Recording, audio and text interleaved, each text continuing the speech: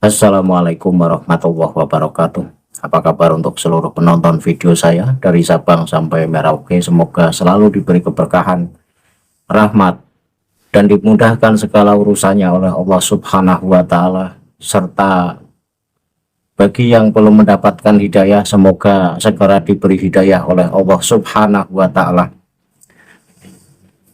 Dalam kesempatan kali ini, kembali saya akan membahas terkait kitab karya ulama Ba'alawi, masih di kitab Tadhkirun Nas, karya dari Habib Ahmad bin Hasan bin Abdullah Al-Atos, yang mana dalam kitab ini di halaman 222 baris paling bawah ada sebuah pernyataan yang mencengangkan, di mana pernyataan itu mengatakan bahwa Rasulullah merestui hijrahnya Isa al-Muhajir ke Hadramaut. Namun seperti apa pernyataan dalam kitab tersebut akan saya bahas nanti.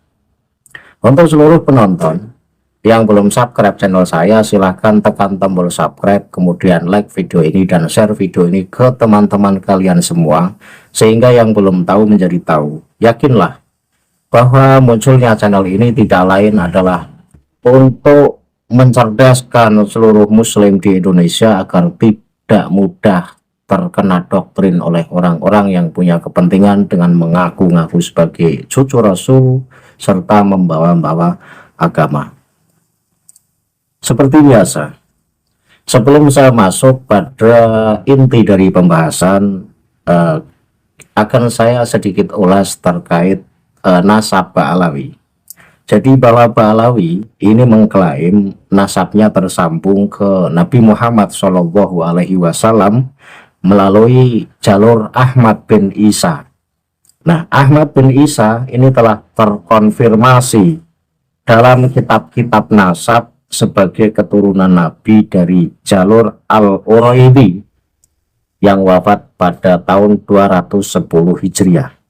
Nah, untuk keperluan sebuah kesimpulan bahwa Ahmad bin Isa ini mempunyai keturunan di Hadramaut, maka diperlukan adanya pernyataan atau kenyataan bahwa Ahmad bin Isa atau salah satu keturunannya hijrah ke sana atau ke Hadramaut. Sayangnya, kitab-kitab nasab dan sejarah sezaman atau yang paling dekat masanya dengan Ahmad bin Isa ini tidak ada satupun yang mengkonfirmasi bahwa Ahmad bin Isa pernah hijrah ke Hadramaut. Bahkan pergi ke Hadramaut saja tidak pernah, apalagi menetap di Hadramaut. Penulis dari kalangan Ba'alawi di abad 9 Hijriah ini menulis bahwa Ahmad bin Isa dan Ubaidillah ini berpindah ke Hadramaut pada tahun 317 Hijriah. Yang demikian itu seperti kita bisa pilih kitab mereka, yaitu Al-Burqat Al-Musikoh atau Al-Barqat Musikoh. Ini kalau Muhyiddin seringkali protes, jadi harusnya enggak Al-Burqat Al-Musikoh tapi Al-Barqat. Ini boleh dibaca dua, Al-Burqat ya enggak apa-apa, Al-Burqat Al-Barqat enggak masalah. Jadi dalam kitab Al-Burqat Al-Musikoh karya Ali bin Abu Bakar As-Sakron yang wafat pada tahun 895 Hijriah.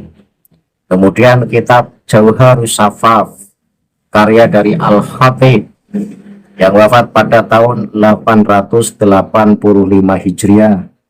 Untuk kitab yang terakhir disebutkan, yaitu kitab Jauharus Safaf, ini saya menilai bahwa kitab ini kitab yang terlalu problematik karena ditulis oleh seseorang yang sama sekali tidak dikenal oleh para penulis sejarah di Hadramaut. Tidak ada seorang ulama di Tarim yang bernama Al-Khatib yang wafat seperti tahun yang disebutkan itu, yaitu tahun 885 Hijriah. Maka selayaknya kitab Jauharus Safaf itu tidak bisa dijadikan sebagai bahan rujukan kitab Nasab Ba'alawi. Ya, bahkan dalam kitab As-Sufiyah fi Hadramaut karya dari Amin bin Ahmad bin Abdullah As-Sa'di pun mengatakan bahwa kitab dari Ba'alawi yang mengatakan Isa al-Muhajir dan Ubaidullah ini hijrah ke Hadramaut pun orang-orang Tarim sendiri tidak pernah mendengar cerita semacam itu. Artinya bahwa cerita-cerita itu muncul terkait hijrahnya Ahmad bin Isa dan Ubaidillah ini pertama kali muncul dari orang-orang Ba'alawi sendiri, sehingga orang-orang Ba'alawi yang mengatakan bahwa Isa al-Muhajir dan Ubaidillah itu memang hijrah ke Hadramaut, tetapi orang Hadramaut sendiri, orang Tarim itu tidak pernah mendengar kabar semacam itu. Itulah yang ditulis dalam kitab As-Sufiyah fi Hadramaut. Kemudian saya lanjut, Ali bin Abu Bakar As-Sakron kita anggap sebagai orang yang pertama kali secara formal menulis bahwa Ahmad bin Isa ini hijrah dari Basrah ke Hadramaut. Menurut Ali As-Sakron, Ahmad bin Isa ini hijrah dari Basrah tidak langsung ke Hadramaut, tetapi ia pertama kali menuju Madinah, lalu ke Makkah, lalu ke kampung-kampung di Yaman, baru setelah itu menuju Hadramaut. Nah, Ali As-Sakron ini tidak menulis tahun berapa peristiwa hijrahnya Ahmad bin Isa itu terjadi. Yang menyebutkan hijrahnya Ahmad bin Isa lengkap dengan tahunnya adalah kitab Hurarul Baha karya dari Muhammad bin Ali bin Alwi Hirid Ba'alawi. Nah, menurut Hirid, Ahmad bin Isa ini hijrah dari Basrah ke Hadramaut pada tahun 317 Hijriah. Dengan demikian, kita mengetahui adanya cerita bahwa Ahmad bin Isa itu hijrah ke Hadramaut pada tahun tersebut, yaitu 317 Hijriah. Setelah 578 tahun peristiwa itu diasumsikan terjadi. Akan banyak pertanyaan di benak para peneliti. Dari mana Ali As-Sakron dan Hirid ini mengetahui peristiwa hijrahnya Ahmad bin Isa dan tahunnya tersebut tanpa menyebutkan sumber-sumber sama sekali. Padahal peristiwa itu berlangsung sudah sangat lama, yaitu sudah terpaut 578 tahun. Sebuah peristiwa di masa lalu bisa dikatakan benar-benar peristiwa historis. Bila dikonfirmasi oleh sumber sejarah sezaman, atau paling tidak sumber sejarah yang mendekatinya, yang demikian itu adalah prosedur standar dalam ilmu sejarah. Jadi seharusnya Ali As-Sakron dan Hirid yang menulis tentang hijrahnya Ahmad bin Isa di tahun 317 Hijriah ini harus menyebutkan sumber awalnya. Jadi dia mendapatkan tahun hijrahnya Ahmad bin Isa itu dari sumber yang mana, karena masa penulisannya dengan kejadian yang dikatakan itu sudah terpaut 578 tahun. Nah, kalau ditinjau dari ilmu sejarah ini tidak ketemu. Ini bisa jadi ngarang karena tidak bisa membuktikan dari manuskrip mana menunjukkan bahwa Ahmad bin Isa al-Muhajir ini hijrah pada tahun 317 ke Hadramaut. Sedangkan antara kejadian itu dan penulis kitab tersebut ini terpaut 578 tahun. Mestinya harus ada data, rujukan pengambilannya dari mana, tanpa tiba-tiba mengatakan hijrah pada tahun 317 tanpa menunjukkan bukti dasarnya. Ini nggak bisa. Kalau ilmu sejarah semacam ini nggak bisa, karena ilmu sejarah itu harus menunjukkan data-data yang lengkap sehingga sebuah pernyataan itu bisa dianggap sebagai pernyataan yang kuat dan benar. Nah, terkait tentang hijrahnya Ahmad bin Isa al-Muhajir ke Hadramaut yang menurut para peneliti nasab seperti halnya Kiai Haji Imaduddin Usman Al-Bantani dan juga teman-teman yang terlalu problematik dan tidak ketemu, bisa jadi itu hanya sebuah cerita settingan, bahkan bisa jadi bahwa Ahmad bin Isa ini tidak hijrah tapi dikatakan hijrah untuk menyambungkan nasab Ba'alawi ke Rasulullah. Nah, ada sebuah pernyataan yang menarik untuk saya bahas, yaitu dalam kitab Tadhkirun Nas halaman 222, di mana hijrahnya Ahmad bin Isa Al-Muhajir ini ternyata direstui oleh Rasulullah. Nah, pernyataan ini akan saya tunjukkan teksnya di layar. Kemudian penonton bisa menyimak bahwa itu adalah pernyataan benar-benar dari penulis kitab Tadhkirun Nas. Saya baca teksnya.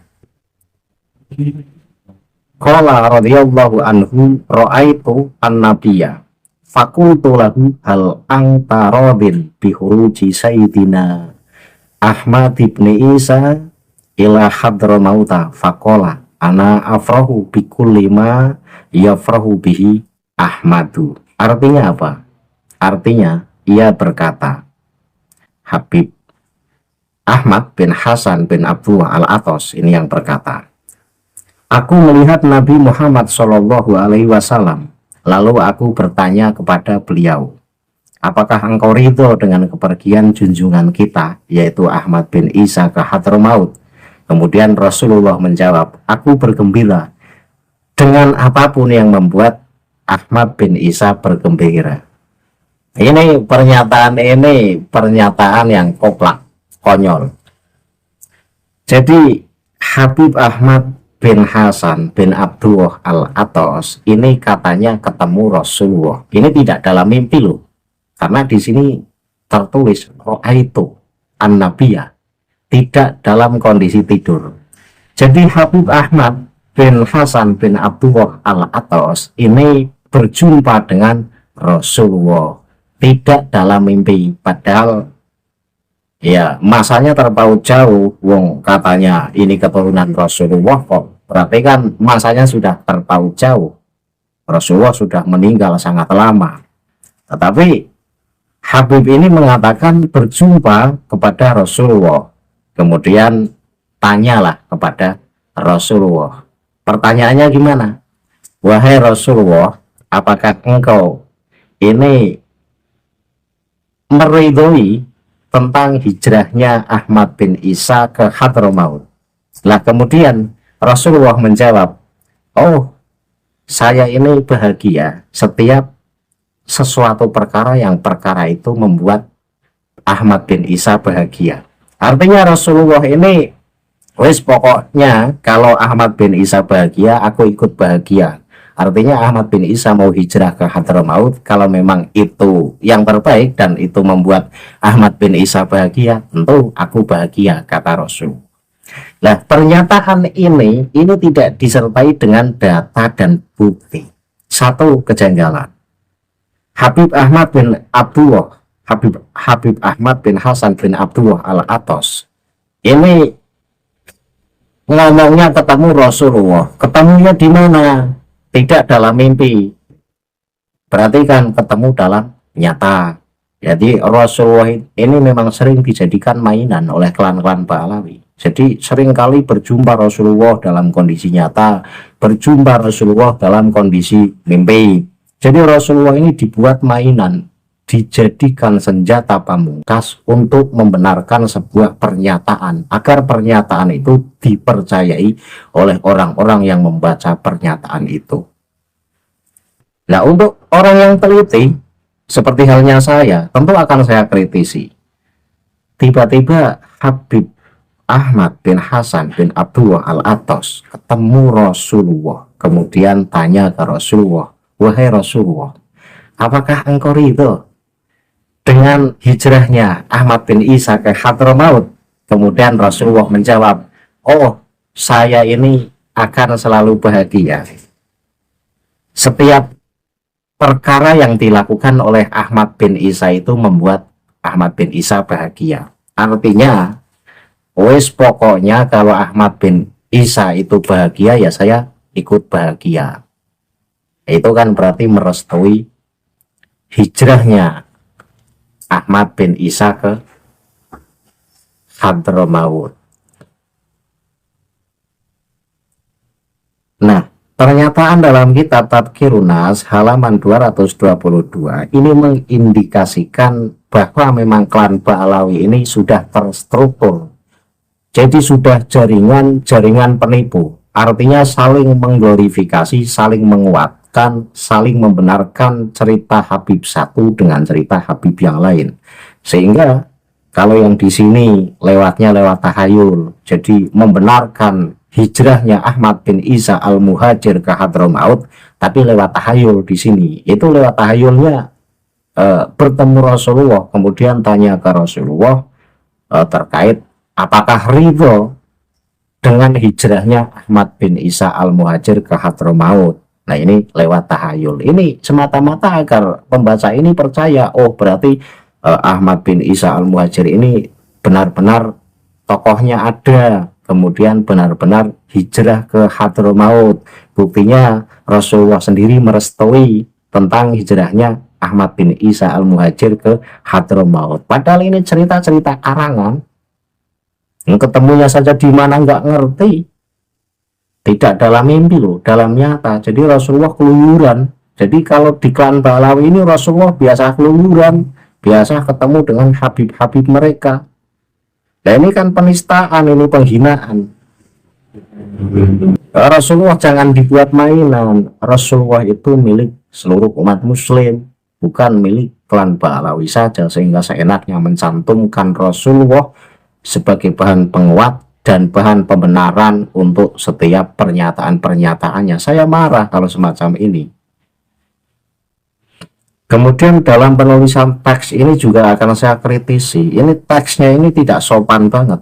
Maka saya dalam video yang kemarin mengatakan bahwa kitab Tadhkirun Nas ini kitab dengan alur bahasa yang amburadul, ini tidak salah. Mari kita simak penonton, saya tampilkan teksnya kemudian cermati bareng-bareng. Qala radhiyallahu anhu ra'aitu an-nabiyya fakultu lahu. Di sini fakultu memakainya. Seharusnya kan jangan fakultu. Kalau fakultu artinya kan saya berkata. Padahal yang dikehendaki bukan saya berkata. Tentu ini bertanya. Maka alangkah baiknya memakai teks fasa'altu. Jadi artinya menyasar. Saya bertanya kepada Rasulullah. Jangan memakai teks fakultu. Kemudian lahu hal angtaradin bihuruji Sayyidina Ahmad. Nah, ini saya kritisi. Memanggil Rasulullah ini dengan panggilan seenaknya, hal angta. Jadi apakah kamu, padahal memanggil moyangnya loh, yang katanya moyangnya ini, memanggil Rasulullah dengan panggilan seenaknya. Apakah engkau ridho? Nah, dalam memanggil Rasulullah ini dengan bahasa yang tidak sopan, tetapi mari kita lihat teks berikutnya. Hal angtarodin bihuruji Sayyidina Ahmad ibnu Isa. Nah, dalam menyebutkan Ahmad bin Isa ini justru mencantumkan Sayyidina. Ini kan berarti mengagungkan Ahmad bin Isa yang katanya cucu Rasulullah, tetapi menyepelekan Rasulullah sendiri dengan pemakaian kata hal angta. Apakah kamu? Ini menurut tata bahasa ini tidak elok, tidak sopan. Ya, kalau mau menyebut bahwa Ahmad bin Isa ini ada embel-embel Sayyidina, ya Rasulullah yang lebih mulia tentu harus dikasih Sayyidina. Saya kasih contoh penulisan yang baik dan benar. Hal angta ya Rasulullah, atau hal angta ya Sayyidal Mursalin, atau ya Sayyidal Ambiya. Jadi ada sopan-sopannya, jangan hal angtarodin bihuruji Sayyidina Ahmad. Menyebut Rasulullah cukup dengan panggilan kamu, tetapi dalam menyebut Ahmad bin Isa ini diembel-embeli panggilan kehormatan Sayyidina. Nah, Ini berarti cerita ini memang cerita bohong, ini tulisan-tulisan dalam rangka untuk pembohongan. Jadi dalam teks bahasanya saja amburadul, tidak sopan dalam menyebut Rasulullah, tetapi terlalu memuliakan Ahmad bin Isa dengan panggilan Sayyidina. Padahal kalau mau ngomong Sayyid, tentu Rasulullah lebih Sayyid. Rasulullah Sayyidul Anbiya wal Mursalin. Nah, ya untuk pembaca yang tidak jeli dan tidak paham, tidak ngerti tata bahasa Arab, tidak ngerti ilmu gramatika, tidak ngerti, ya dibaca ya oke-oke saja, tidak akan protes lah. Untuk saya dan orang-orang yang memahami ilmu gramatika, ini akan protes. Wong memanggil junjungan kita Nabi Muhammad dipanggil dengan seenaknya anta.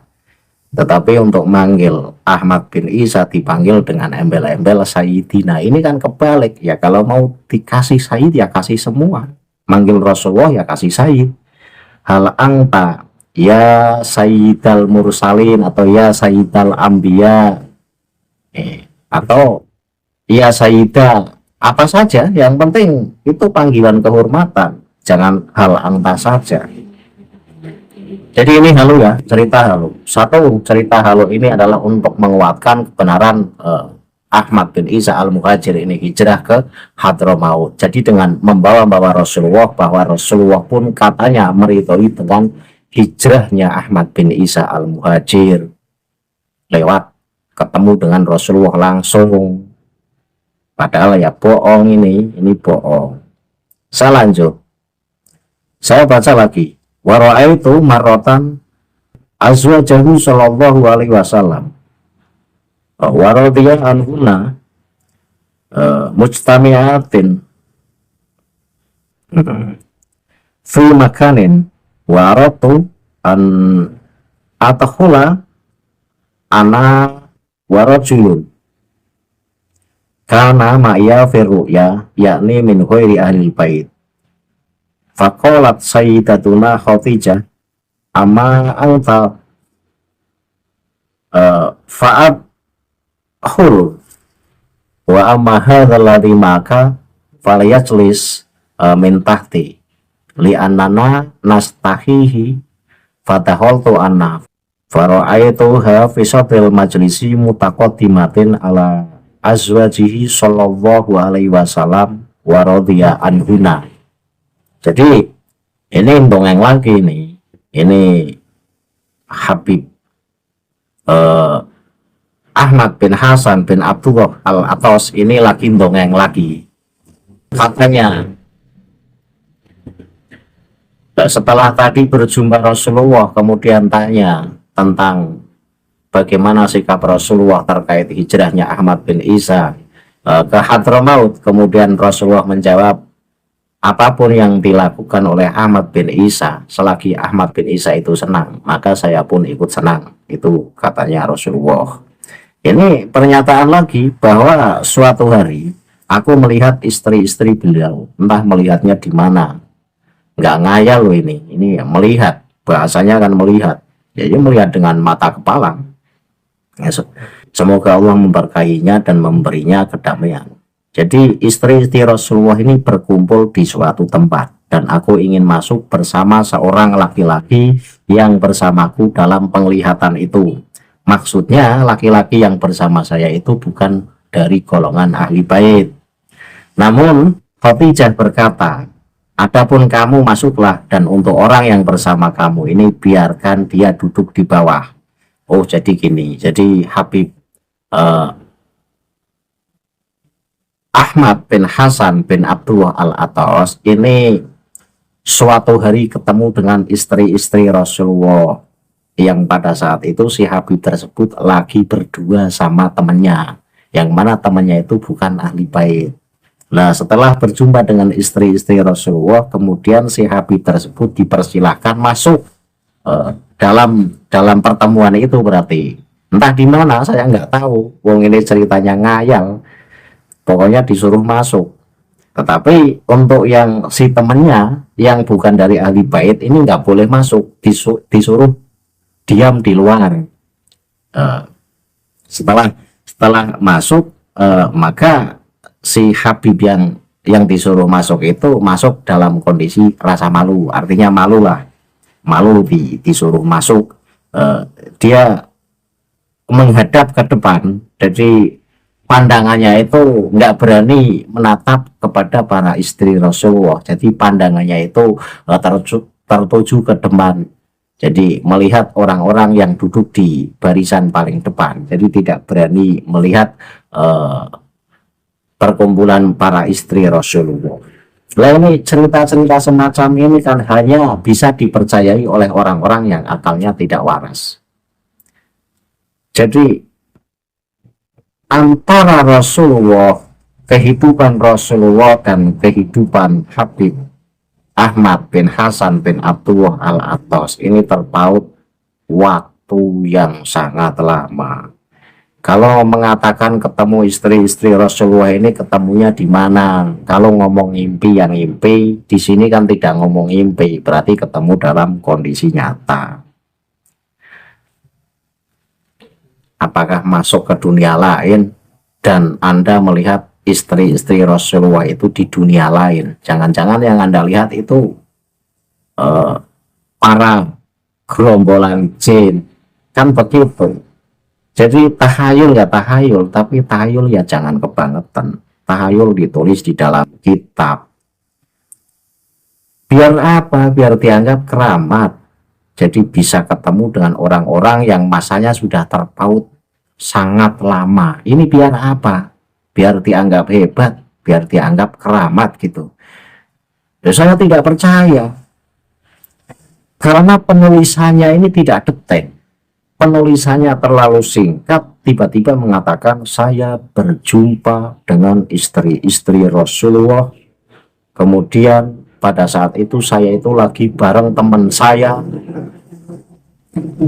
disuruh masuk, tetapi teman saya yang bukan dari ahli bait tidak boleh masuk, tetapi saya masuk dalam kondisi malu sehingga pandangan saya tertuju ke depan, tidak berani memandang istri-istri Rasulullah. Ini kan seperti cerpen anak SD. Kalau dongeng semacam ini kok karya ulama ya, kitab semacam ini kok karya ulama. Untuk Gus, untuk para kiai, tolonglah baca kitab Tadhkirun Nas, teliti, koreksi, layak enggak itu disebut sebagai kitab. Wah, isinya dongeng, soalnya itu dongeng khayalan tingkat dewa, jadi nggak layak dijadikan sebagai kitab panutan. Semakin membaca kitab Tadhkirun Nas, semakin kita menghayal, semakin kita tidak waras. Kita akan dibawa ke alam yang tidak waras. Cukup ya ulasan saya. Intinya bahwa memang gerombolan Banglawi ini adalah klan yang terstruktur, yaitu sebuah golongan yang mengatur strategi penipuan yang rapi, karena saling menguatkan satu sama lain dalam hal kebohongan.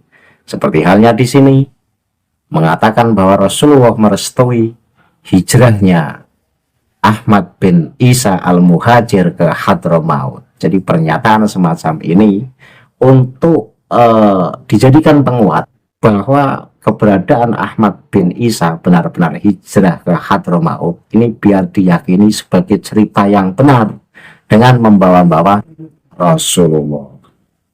Nah, apakah tesis Kiai Imad terungkap dengan pernyataan semacam ini?